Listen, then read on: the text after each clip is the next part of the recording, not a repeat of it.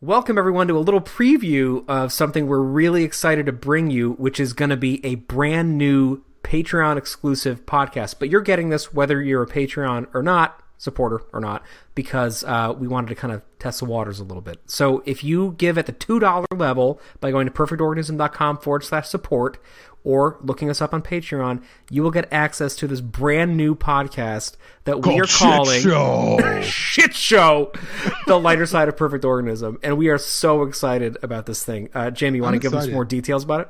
Oh, yeah. So Patrick and I have been sort of talking about Patreon, what we can do, how do we make it better, how do we cater to Perfect Organism fans, because as many people know, people who are patrons, our Patreon show, which is Frame Rate, is sort of for both. It's for Shoulder of Orion, the Blade Runner podcast patrons, and Perfect Organism. But we really want to make something specifically for Perfect Organism listeners and patrons. And we thought, what can we do? And so the first iteration of this was, let's just shit all over AVP. And we were going to talk about it, but I mean, come on, people. They're just shitty movies. Most people know, even though the first one's fun and a little much better than the second. And so Shit Show is really going to be just a way for us to unwind and have fun and not think about it. It's space for us to let our hair down. Totally. Take a shit and enjoy it. Yep. Let our face huggers down. Let the face huggers down. Open our eggs. Yeah, it's getting sexual. No, but I can't wait to do this. So we're starting with the series on AVP right now. We have some other stuff in store. We might go out of the franchise at some point. And we really want Shit Show to be interactive with our patrons. So we're going to be looking into doing some live tapings of it with you guys, doing some more content where we get your input in real time and we include it. Because we don't want to just shit on things. We want to actually talk about it and have fun and enjoy it, kind of give each other shit as well. So you'll see that, we don't shit 100% on AVP. AVP Requiem, maybe we do. But that being said, we want you guys to shit with us so we can all shit together. So if you give it the $2 level... if you give it the $2 level, you can listen and say someone really has some shit they want to say. Maybe you come on. Maybe you come on and you talk with us. You come on, take a shit right with us. Take a shit with us. All right, so let's get this shit going, all right? Who do I have to fuck to get off this boat? Fork. Fuck. It's fork.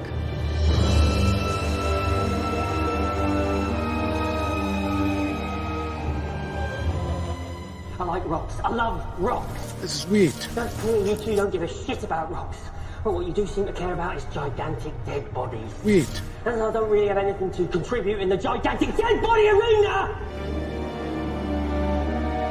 What's inside me? Sweet. This is the fucking episode right now? Yeah. All right, I'll record it. All right. We're about to have a shit show, people. So I was It's such a shit show, I didn't even know it fucking started yet. Oh my god. Okay. Where was I when I heard about AVP? I was microwaving a burrito. No, I was in college.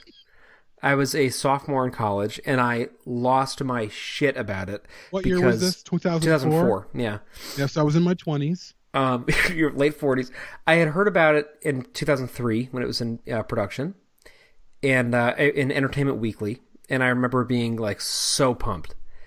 And for one thing, Entertainment Weekly, I don't know what it was with that magazine, but I feel like that was my main source of fan information growing up. Yeah, isn't it weird?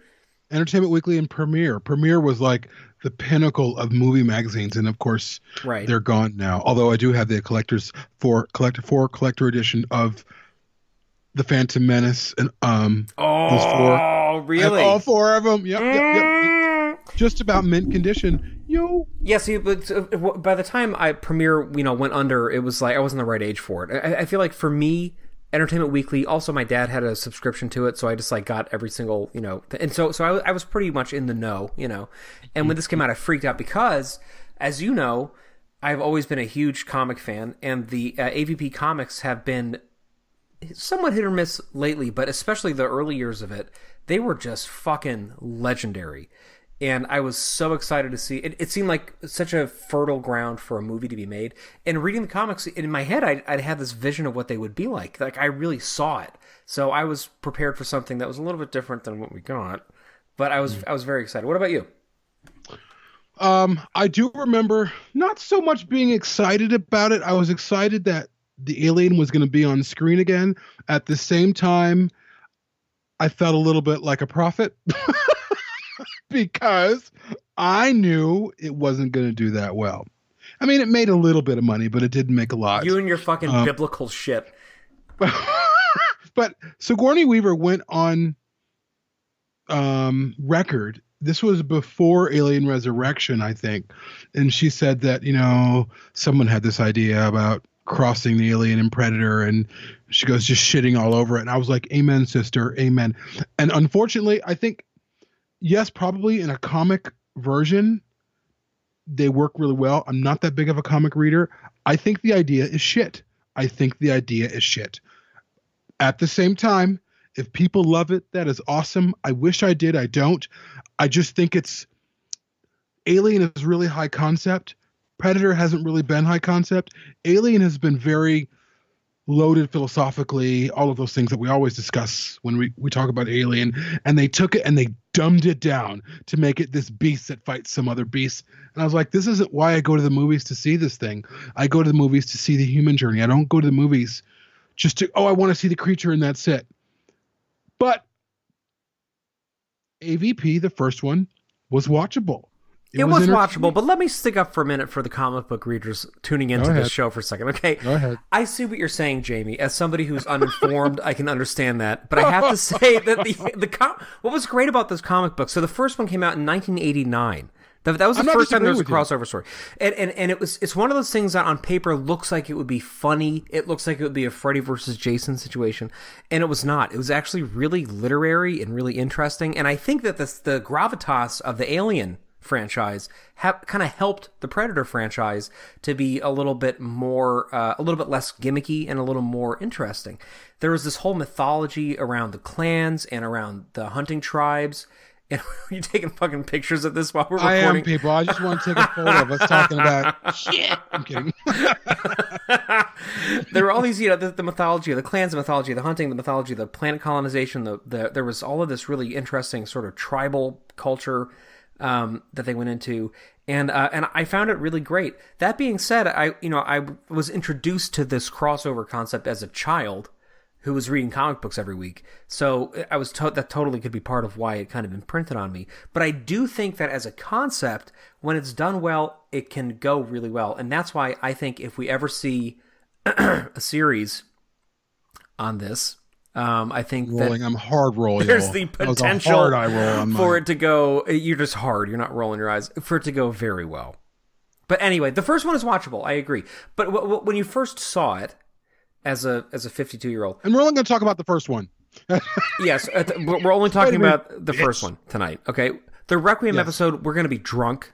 We're going to be fucking... We should actually record that. We should record sorry, that everyone. This is just a prefacing. When we talk about Requiem in a couple months or however long it's going to take us, it's going to be fun. It's going to be so fun. It's going to be so fun. Hang on, wait, before we get to the movie, just a couple of quick things for people who are not familiar with the AVP comics but are looking for like a couple gateways, if that's okay, into them. Check out the original series that came out in 1990, based on a short story from 89. You can also check out there was an AVP 2 follow-up to it. There was The Deadliest of the Species, which was 93 to 95. That was the one that I fell in love with as a kid. It's super, super cool. And there's also Aliens vs. Predator War, which came out later in the 90s. That's another really classic one. And then even just recently, there was Fire and Stone in 2014, which was really well received, and I think has some really cool AI stuff in it that I won't say too much about. Were the engineers in that one? I won't say too much about it, but I will say that it ties. That. No, but I don't want to say too much about it because it ties into other filmic trends in both universes. Prometheus. And also Life and Death, and this current one, Thicker Than Blood, which I was actually really surprised by how much I liked. And it is out right now. Go pick it up. But if you pick up any of these, pick up Predator versus Judge Dredd versus Aliens, which is fucking a great, insane book. And now we're going to move to the movies. Go ahead. Jamie's choking himself because this is autoerotic asphyxiation. No, I mean, before we get into the movies, let me just say, again, I think it's great that people love it. I don't look down on any. That's not my style to look down on people if they like something that I don't like. It just has never appealed to me. It doesn't appeal to me in the way that Joss Whedon and Firefly do not appeal to me. It's just lowbrow.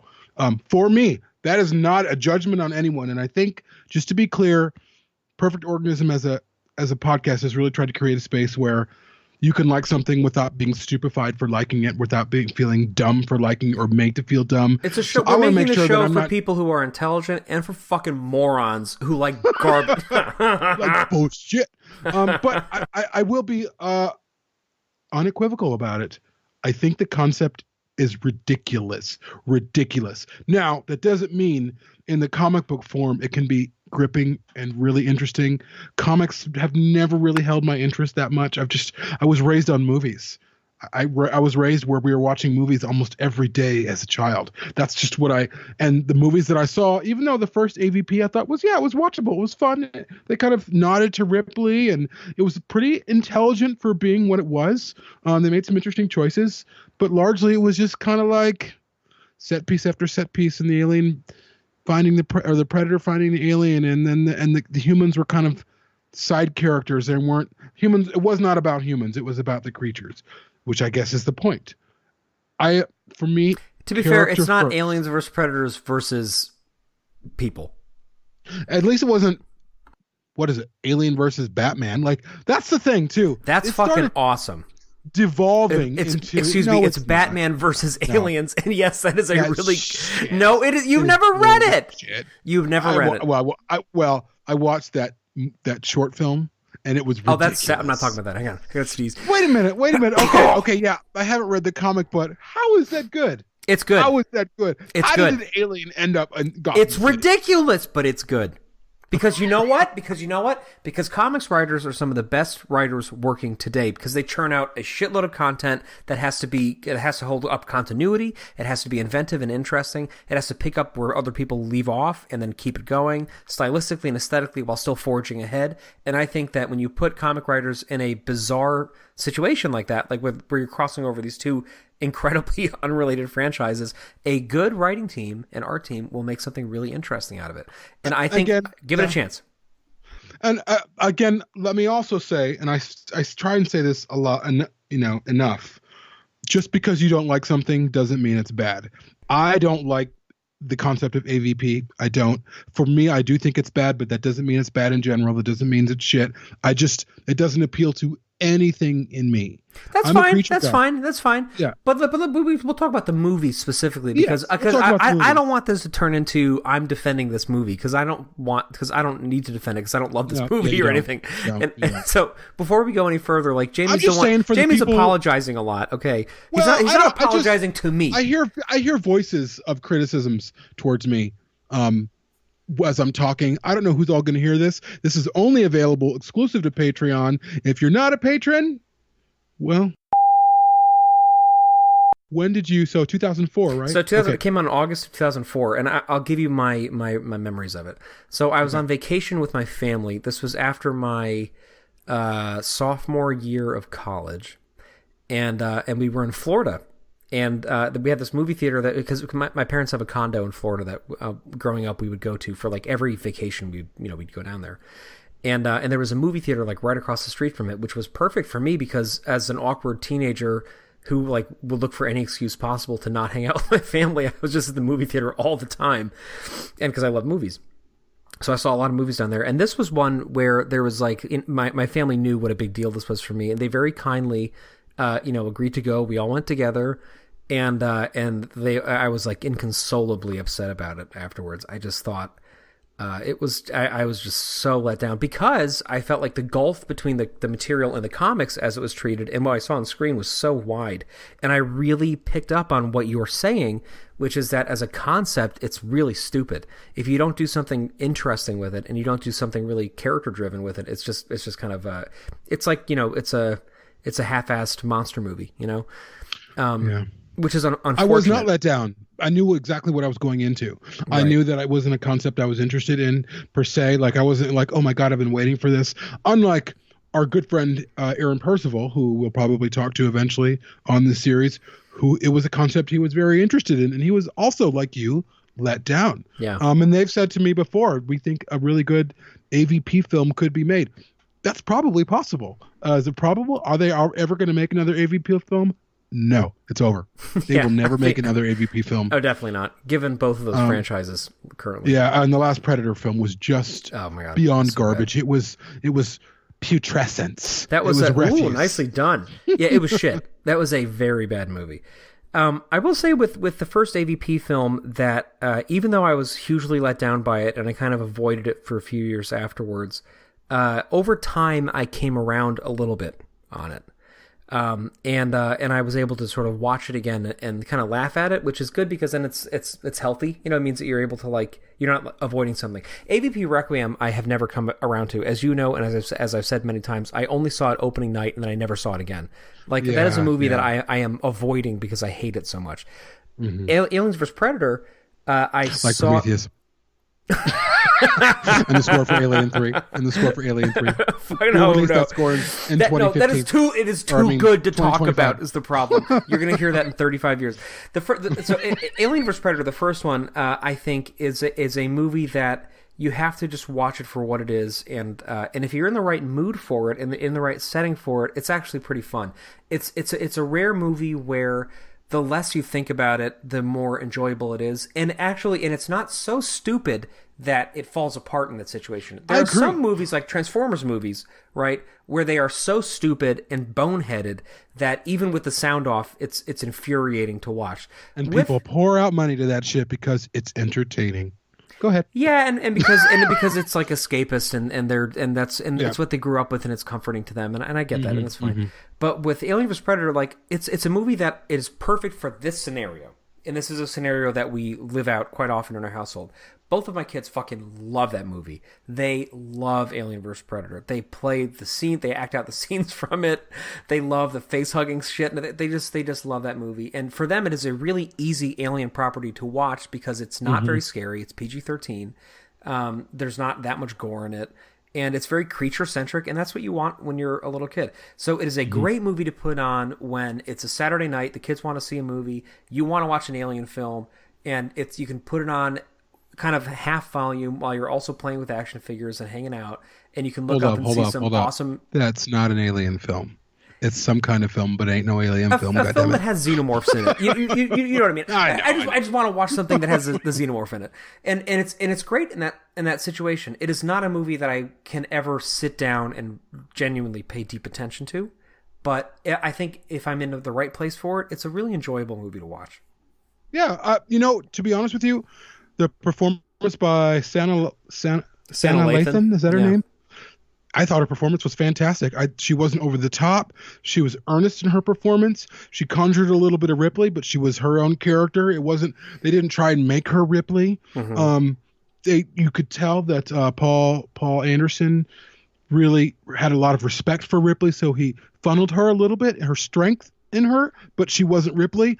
Sana Lathan's character, I can't remember her name in the movie. She was a better idea. Lex. Okay. Lex. Yes, you're right. Lex. She was a better idea of Ripley than, Elizabeth Shaw and Daniels from both of those films. She's a stronger, better, more coherent homage to Ripley than both of those characters combined. Well, you know why, though? Is because the character she's based on in the comics is fucking awesome. This is what I'm telling you.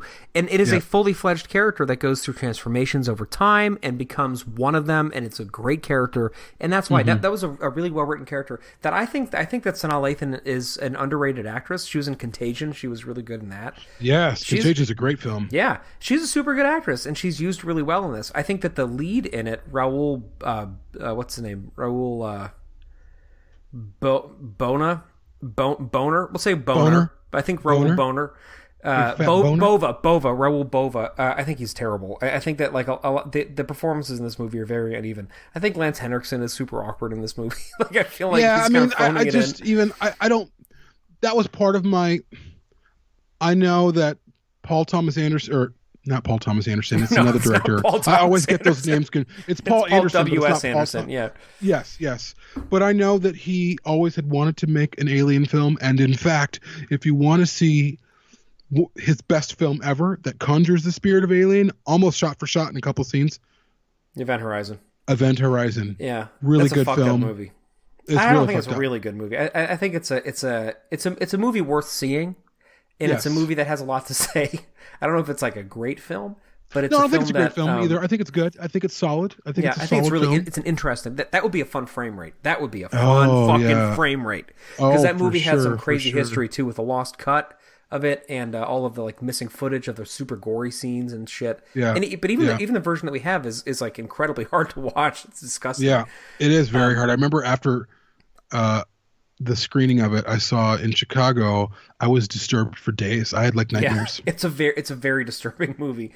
And again, and then he turns around and makes a movie starring two horror franchise icons, and it's very milquetoast in terms of it's a movie that my 3-year-old can watch and love. Saying we want to appeal to a wider demographic, Yeah. so there's probably one fuck in there somewhere because they can do that in a PG-13 Right. film.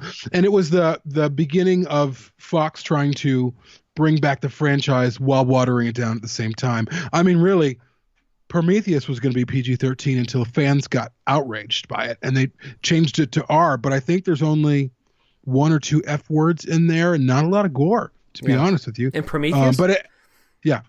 yeah, but the gore that's in it is pretty explicit. There's some terror and horror in it, but not a lot of blood. That's Yeah. what I'm trying to say. Yeah.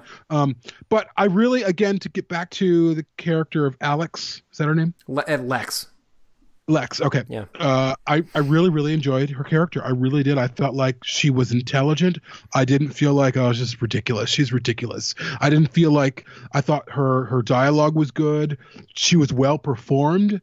And Paul W.S. Anderson really struck this balance of finding a character that was a homage to Ripley without being Ripley, and the prequels haven't been able to do that. Mm-hmm. So yeah, props to that. Like, I could watch the first AVP film a couple times, not because I think it's a great film, but just because I think it's, they're almost night and day, the first and the second. The second's not even related. I mean, barely, but yeah. Two performances that I think are really easy to overlook in this movie, which is unfortunate, is Tom Woodruff Jr. coming back and playing the hero alien in this, the Grid alien, who has gone on to become a pretty veritable fan icon. I mean, you see Grid. There was Grid alien merchandise from NECA, from I don't remember what other company it was, but there's been a couple versions of the Grid alien that you can buy. There's been fan art. There's a lot of GIFs featuring the Grid alien. It's a memorable design. And I think that he of course, he also played the creature in Alien 3, and he was in Resurrection extensively, and you can see that in his performances. But I think there's a reason why people gravitate toward that alien. And then, of course, Ian White is playing the primary Predator character, and he was very prominently featured in Prometheus as the final engineer at the end of the movie. And he's somebody who is like another really great character actor in terms of not just character actor, but in terms of playing extraordinary characters, because he's over 7 feet tall. But he's also like, he's not getting the part just because he's huge and bulky. He's getting the part because he's a good actor and he can move well. Mm-hmm. And I think you get to the reason why those characters work really well in the film as these sort of hero creature characters is that they're believably portrayed, I think. Yeah, I would agree. In fact, I think that the effects work on AVP is better than the effects work in Resurrection in some ways. It's more believable. There are better cuts. I've always had a problem with Woodruff Jr. in the suit. Not that he doesn't do a good job in the suit. It never cuts well between either the matte puppet or the digital puppet, because you see this guy who's really tall, because Tom Woodruff Jr., I've met him. He's very, very tall. He's like almost 6'4", right? He's like more than that. He's got to be like 6'6". Really? Yeah, he's very, very tall. Way taller than I suspected. Towering. Monster.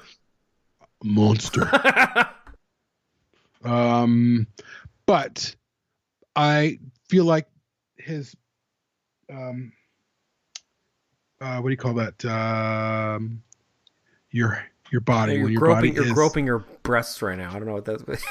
His nipples. I don't know. What no, is his body size, like the size of his legs, the size of his arms, they look bulky in the suit. Yeah, he looks more humanoid, right? I don't like that. I don't like that at all. I mean, well, especially because we have Balaji, kind of establishing what an alien could look like, which was completely otherworldly. And then in Covenant, you have Javier Botet playing that character, right? It looks accurate, and it looks accurate again. I like agree with that. That physically, he's not ideal for the creature, but he had a lot of experience in the suit, acting for sure convincingly, and I think it comes across.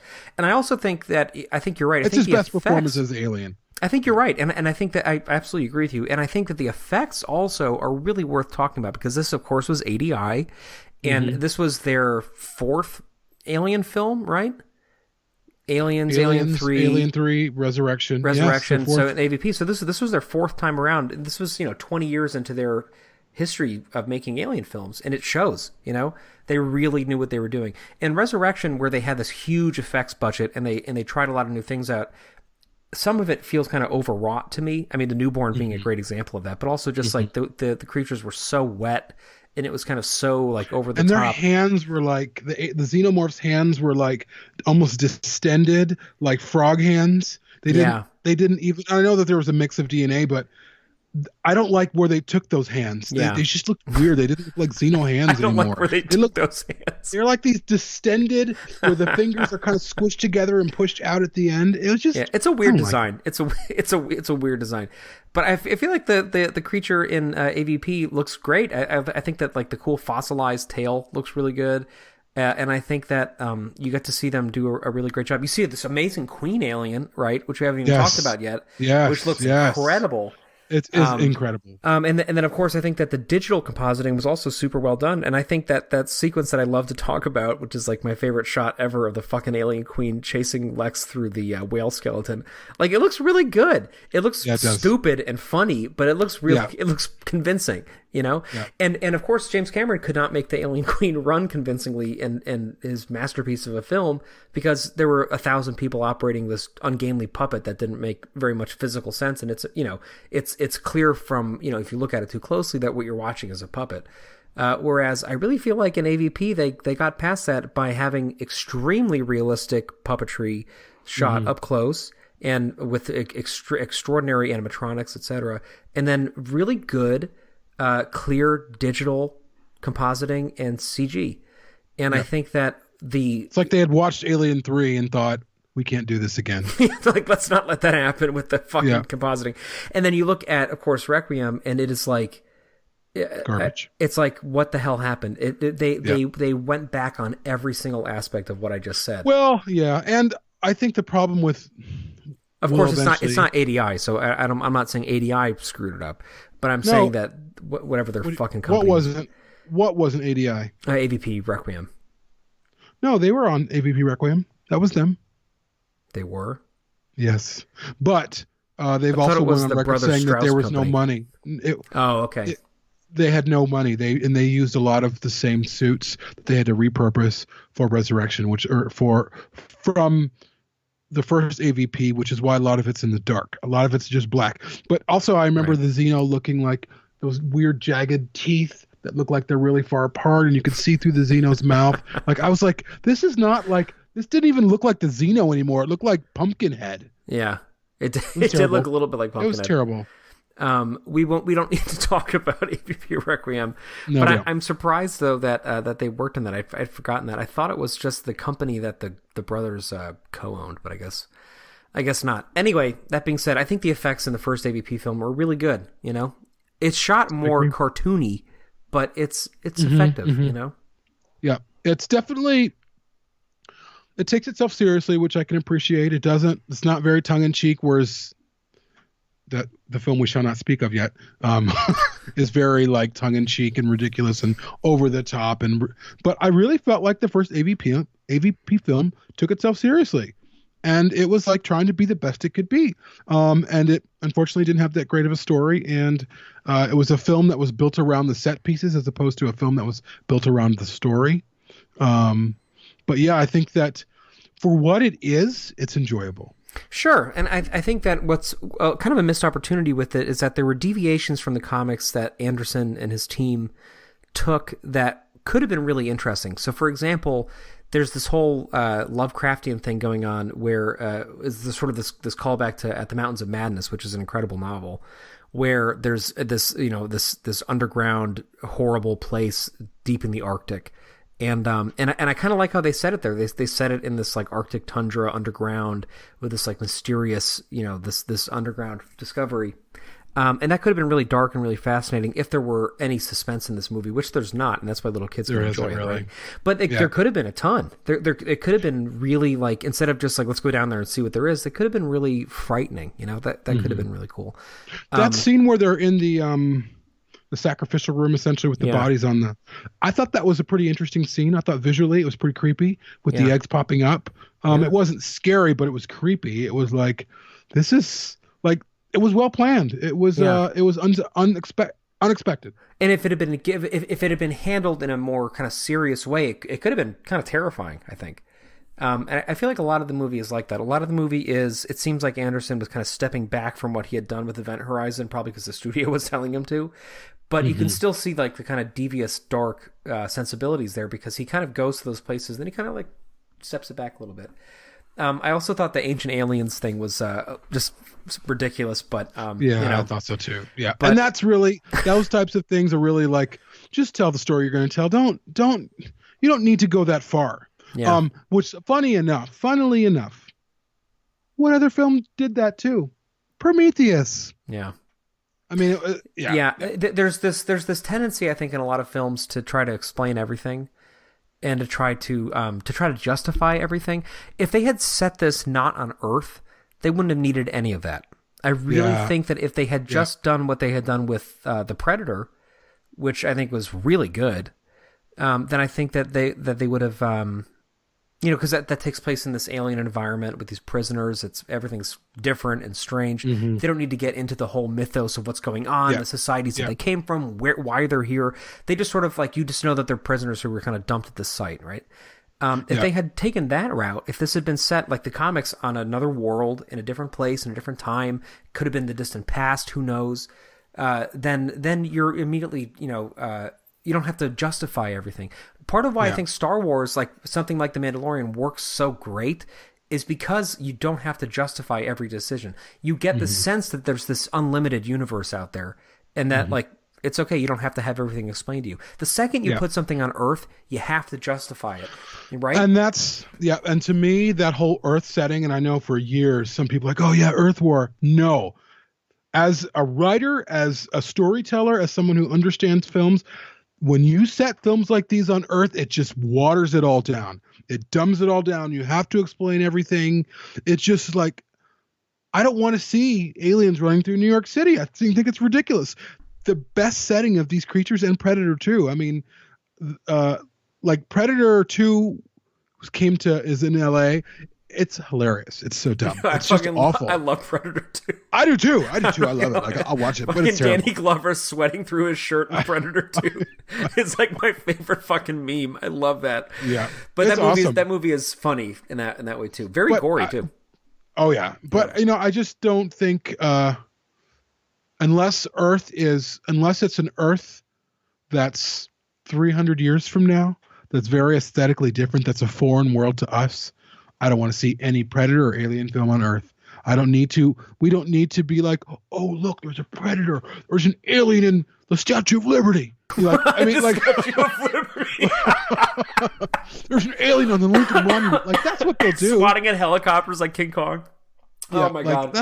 They'll make it becomes spectacle. It does not become the small, intimate stories that they need. It becomes, look at small town USA, but there's also predators in it. It's like it becomes so stupid, and it's funny because you would think that would actually be like a really powerful tool, but it never works well. It always fucks up stories, and people always get there eventually. I'm glad Star Wars hasn't done this, but at some point in a sci-fi franchise, they always need to fucking find a way to have them crash land on Earth and be like, "Whoa, I'm a fish out of water!" Like, and it just never fucking goes well. I think, but I will say this. I don't know if it's Earth as much as it is so I guess I don't even know how to phrase it because I'm exhausted, but what I'm thinking is Mad Max, okay? I'm a huge George Miller fan. I am a fucking massive George Miller fan. And I think one of the reasons why I love the Mad Max films so much is because they feel like they take place on another planet, but it's not. It is our planet. And that awareness, that gulf, that distance between what we know and what we've become is in itself an alien experience. It's frightening. So if you were to set an alien film in an environment like that, in a world that was almost unrecognizable, and that it's clinging to some vestige of what it once was, and then now it's dealing with an infestation of creatures or something, I could see that working. I could see, for example, in a post-apocalyptic Mad Maxian setting, like in the Fury Road kind of setting, which I think is one of the great movies I've ever seen. Oh, absolutely. I really mean that. I watch that movie all the time. The black and white version, the regular version, I think that is a fucking masterpiece. I agree. I think that if you were to take xenomorphs and predators and put them into a setting like that and have religion spring up around them and have this whole, people begin worshiping them as gods, and they become subservient, they willingly sacrifice themselves to the sport so that they can be, so that to appease these hunter breeds or something like that. And I think that could work great. I think that part of why Fury Road works so well is because it's such an unsettling experience, because although it's so extreme and it's so crazy, it feels real to us. It feels like it's actually like things could end up there, and if they did, people would resort to primitive religions and they would resort to sacrificial ceremonies and things like that. And the gods would be the ones that they would be worshiping, and the gods in this case could be alien creatures. And I could see that being super interesting, personally. And the only way that would really happen is if someone really competent in their storytelling, like George Miller, which I don't think he has any interest in, Alien versus Predator or Alien or whatever, telling a story. Because what we would get was, even if it was set in a dystopian Earth, somehow they'd find themselves underground and they'd be like, oh, hey, this is LaSalle Street.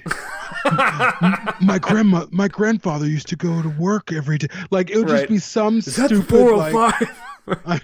like, oh no, hey, this is the old train system. Right. They used to have trains and tunnels down here. Let's take one of these. Right. And they end up in a train, and the alien fall. I mean, I can play it by the numbers how they write these movies. But the alien can't get on the train because it doesn't have the fare for it, so it can't get the door open. No, I'm saying, see, like in Fury Road, for example, there is so little tying it to the world that we know. Yes. It is so different. But there's enough there that that this is somehow related, right? And the horror of Fury Road is that we're watching how fallen we are from our humanity. Right. We can see it and it's horrifying to see.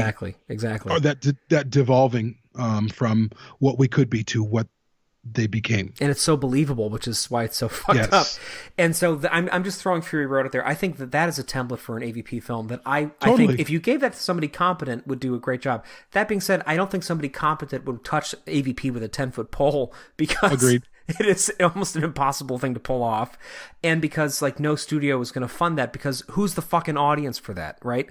The audience for an AVP film isn't really Alien fans, and it isn't really Predator fans. It's sort of this hybrid of people who are going to see Fast and Furious movies and are looking for some monster action. Amen, brother. Right? And amen. So there's nothing wrong with that, because I enjoy some of those movies, and I am sometimes that person. Right? There's nothing wrong with that. But what I'm saying is that the types of filmmakers making those sorts of films are not usually attracted to the material that we're talking about, or they're not sought by studios to make that kind of a movie. So it would be like a fucking tightrope walk. But I think it could work. I really hope that we do not see another AVP film that is anything like Requiem. I could personally see another film in the vein of the first AVP done competently that could be really enjoyable, and I would be fine with it. Well, I think the only way that we'd ever in a million years see another AVP film is they'd have to get the Alien IP healthy, number one. And once it's healthy, once it's making some money, then think, can this sustain an expanded universe? Can this sustain a series somewhere on a streaming service that deals with Alien versus Predator? Can this sustain it? Because we've had two successful films that have made $200 million in net profit. You'd have to see that first. And I think Fox at the time, Fox, way off from that.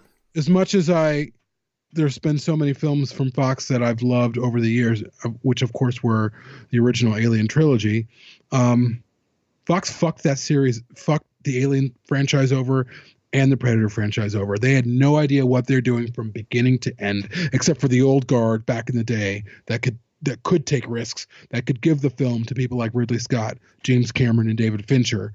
Up from that point, they didn't know what they were doing, and I'm so glad it's not in their hands anymore. I'd rather not get another film from that old fox than get another film that has been as divisive as the films that we've seen, certainly in the AVP realm. Yeah, I think that's a fair assessment. But if there's a studio that could pull it off, I think it's Disney. You know, if there's Perhaps. a studio that could make popcorn entertainment that was well done, like I could see them making a convincing AVP film. But it's not something that I'm personally campaigning for, because I think these are really minor entries into what we love, and that it's sort of like feels funny to talk about them. But I do think that there is a part of us all that that loves to see monsters fight each other. There's a reason why Godzilla films are eternally popular. There's a reason why we flock to theaters to see, iconic creatures battle each other. I think it speaks to something within us. And that thing within us, I think, it's the kind of thing that loves to do this, to go there to be entertained and to leave being thoughtful. The best Godzilla film, and you know me, I'm a very big Godzilla person. The best Godzilla films, especially the Heisei films, right? They're all movies where you walk in thinking that it's going to be this funny, great, epic, ridiculous effects thing, and then you leave kind of questioning something about the human condition, or questioning something about, like, do I really actually feel comfortable having rooted for whomever I rooted for, or something like that, right? That's what a good AVP film could be. It could be something where you go there to for popcorn entertainment, and you leave with some sort of sense of moral questioning and thinking, like, well, what did I really actually watch, And there were moments like that, of course, in the end of the first AVP film. I think, and you see it in Lex, who becomes close with the Predator, right? And I don't think she becomes close. She becomes respected. Yeah, I guess, right. But I guess that's what I mean, is that there's like a veil that gets sort of pushed up against and passed a little bit, right? Not in like there's an interesting mutual respect way, between the species, but there's respect, and there's like a change, there's transformation, there's growth for both of those characters, and that's interesting. And I think that if it had been handled more audaciously, that could have actually been like it is in Rites of Passage and in some of the great Predator comic books. I think that could be a really or Music of the Spears, that could be a really cool thing to see in a film. So who knows? I would agree. Well, I suppose that's probably a good place to stop for now. Yeah. And that was our intro into AVP, and there'll be some more conversation and fun to be had with these films. Sounds good. All right, people. Thanks for listening. Bye, guys.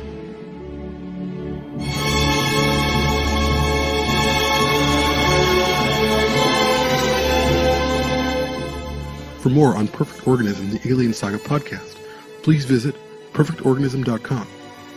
Perfect Organism is available for listen or download through Podbean, iTunes, Google Play, TuneIn, and Spotify. If you'd like to support the show, please visit perfectorganism.com/support. Thank you.